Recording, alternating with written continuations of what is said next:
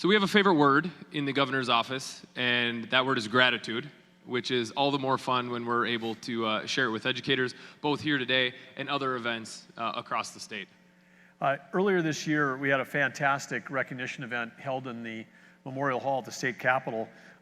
Superintendent Baszler and other leaders were there, and we took all of the folks who had received national recognition for education in North Dakota, and that day then presented the awards to them in front of their peers. It was a fantastic day, and one of the great highlights for me was learning about some of the national award winners and what their achievements, but it was also, in particular, the national board certification.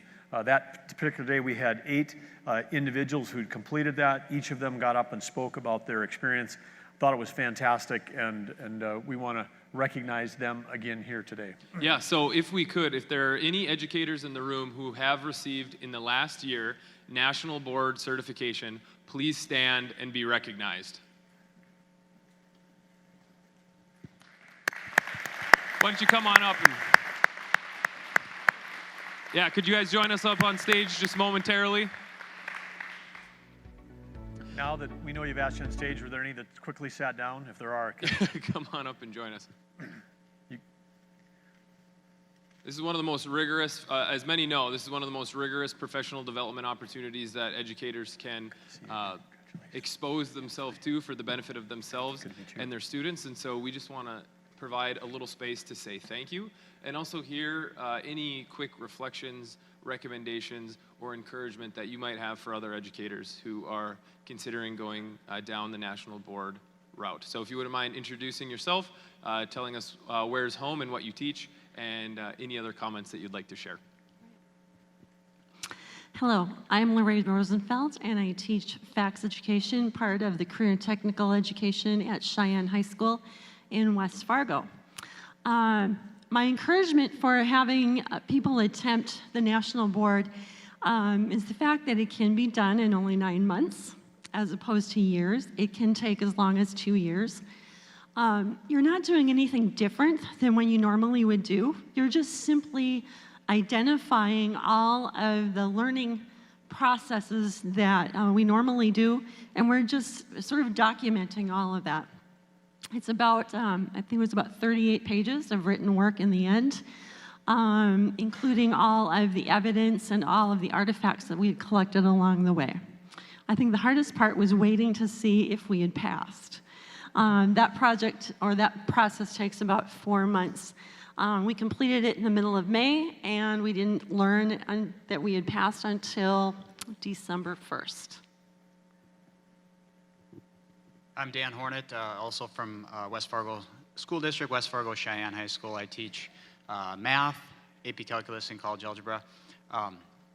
Yeah, and kind of to piggyback off what Larry has stated here, the process itself was, and everybody that's probably spoken about this has said, it was very rigorous, and it was.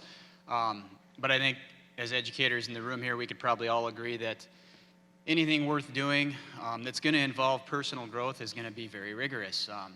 And so, you know, being uncomfortable again is uncomfortable, but it's good because likely there's no growth happening when you're comfortable. And that's probably what kind of pushed me, and 21 years I've been doing the teaching profession now, and you know, there's certain cycles, there's points at which you feel like, yep, I think I got this down. I think I'm feeling good about this. And that's usually a dangerous time, is what I've found.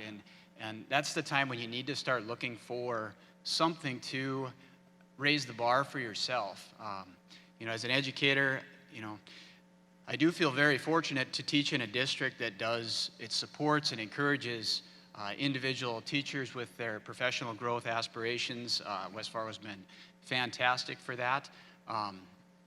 But, you know, I feel that it's up to each individual teacher to recognize that in themselves when they are needing that push again to not only try to improve yourself in your craft, but also to maybe re-energize yourself. And those things both happen through this process.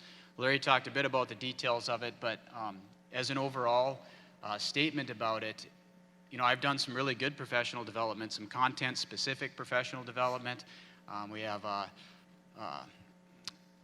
NIMSY grant that has really been very content-specific and really good and useful. This national board process is hands down the best overall professional development that I've done. Tackles basically all facets of teaching, you know, from planning to instruction, assessment, collecting data, you know, all of these things that have to come together to give students the best of what we have. And really that's, you know, that's why we do it, is the direct correlation between what we do as teachers and how it benefits them. It's not to be standing on stage and being recognized, although this is really cool and I appreciate that. But it is, you know, it's to benefit students, and we know that. And every time we try to make ourselves better as educators, the students are the winners. So thank you. And tell us about the cohort, because I know when the recipients were describing at the Capitol, part of the success of the program was that you had a strong cohort, you had strong support from the district, you had supporting each other and getting support from a mentor that helped you through this year-long process. So tell us just a little more about that. Yes, actually we didn't we started meeting together, and I suppose there was 14 of us maybe at the first meeting. We started meeting in September.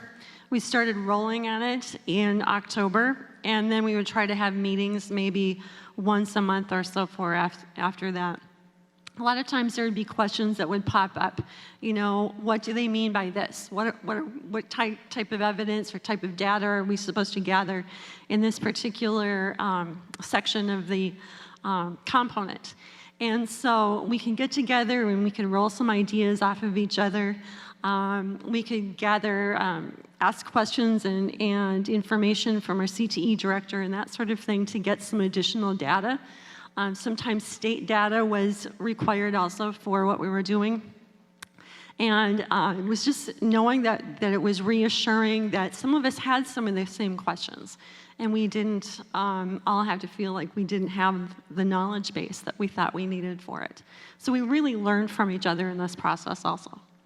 One of the things I remember, one of my takeaways from listening to the 8 people that spoke that day at the Capitol was many of them, like yourselves, were, you know, relatively deep into your careers, but we're still going back and seeking a really strong, self-disciplined, personal learning experience for yourself to get better for your students.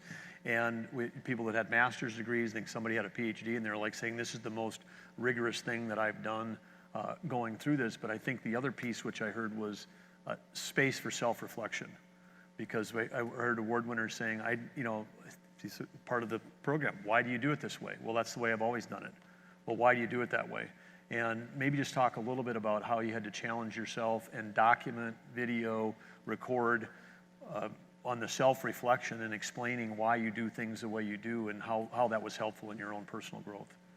Yeah, I think the video reflection was probably, that was the most eye-opening piece to it for myself, because I don't think I've watched myself teach on video since student teaching in the late 90s, which, you know, so it was really eye-opening. And, you know, the other thing, we were talking about cohorts, and I have to thank our instructional coach, Aaron Knodel, who is also a board-certified teacher, and he had some very good insights. He was very good at, he would come in and run the camera, and just getting the student reaction to what you're saying and body language and just helping you. It was almost like, you know, a coach breaking down game film, because you're like, okay, now did you see what you said there and how these kids reacted to that?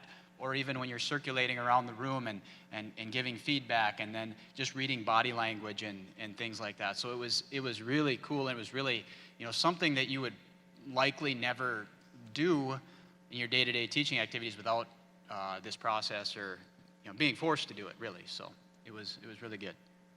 That sounds weird. So people like recording everything you're saying and filming you wherever you go, that sounds like super uncomfortable. I wonder what that's like. I'd be like, it's weird. It's weird. But anyway, but I can see why it'd be a growth experience, because sometimes you don't like what you see on the film, but you say, hey, I can get better at it. Right. And you can choose your 15 minutes on there. So if you didn't like that first one, you come back in tomorrow, we'll make it better. But it's not already posted. Right. Yeah, you're right. It's okay. not live. Thoughts on self-reflection and what it meant to you, and in the process? All I can say is this was a calling for me. I don't know how to explain it differently than that.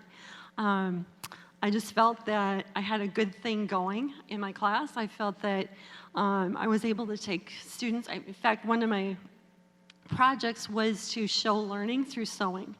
So from taking students in 7th grade, not knowing the difference between a pin and a needle, to hand sewing, to machine sewing, is something that I documented along the way. And so you take 2 students and you compare those students and you show how you differentiate learning based on their needs. You know, so if they don't do well in a quiz, how do we go back and address that? Maybe I look at the quiz and I see, oh, well, most of the students maybe got 1 or 2 of the answers incorrect. Well, now that's on me. How can I change my teaching to better facilitate the learning in those areas? So it really makes us better teachers. It makes us more intentional. Now we go back into the classroom and we think, okay, we look at this quiz and we think, is this really what I want them to know? And how do I want them to learn this? How can I go back? We have reflection on learning in the student classroom. You know, when I was growing up and in school, you had one chance. You took the quiz, you failed it, well, it didn't matter, you went on. And so now we look at it and we think, well, what is it about this quiz that didn't work out for them? We call that formative assessment. And so in their formative assessments, we look back and we think, where are we missing in the fact that they're not understanding? And so we can go back and address those situations by making sure that we know more about each one of our students and we know them better. And so we know where they are in their learning, we can change how we approach our approach to education and how we can teach them better. And now they can maybe retake that quiz, or I can simply ask them a few questions to see if that understanding is there, and then they can move on. I approached my area as a project, like a project-based, like a project would be in a business type of situation where someone's a project manager and someone's a document manager and someone's the technical assistant. Technical assistant was my sewing manager. I can't answer 26 questions about sewing in one class period and get them all to understand, but if I can get 6 of them to understand and have them reteach those in their group, then they have a better way of being successful. And then I can come back to them in the end and see if the knowledge is there and if they've learned, if they've applied that. I love what you're saying about taking accountability. If the quiz doesn't work, you're saying it's on us as a teacher.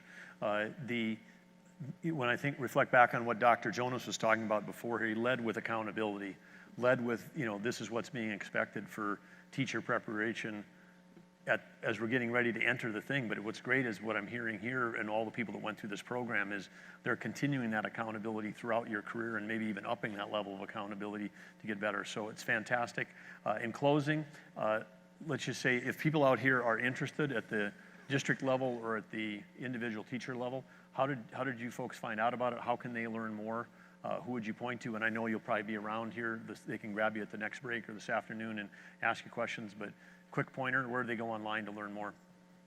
The National Board Certification Teacher website has a plethora of knowledge. You can read and read and read and read and read about everything that is required. It gives you examples of ways in which you can apply this information. It tells you how to register. There's just all kinds of information on there. Great. And can an individual teacher do that? Just go out and do it by themselves, or do you need to have district approval, vary by district? Well, they can do it themselves. I believe there's funding, is that right? There's funding at the state level for us to register. I think each component costs just under $500. I think it was $475 at the time. And so the state, once we applied, the state did pay for that. We had to pay for a $75 registration. And the way it works is if you don't pass all of your components, and there's 4 of them to pass, that you can go back and you can redo 1 or 2 of those components. But then at that point, that would be our own expense. The state offered $1,500 for each teacher upon completion. So if we passed and became board certified, that's available to us for a number of years. And then our school district also not only met that amount, but added a little more to their stipend. So it depends on the district. Great. Well, thank you both very much. Let's give these guys a hand. Thank you guys for sharing your learning. Great job. Congratulations.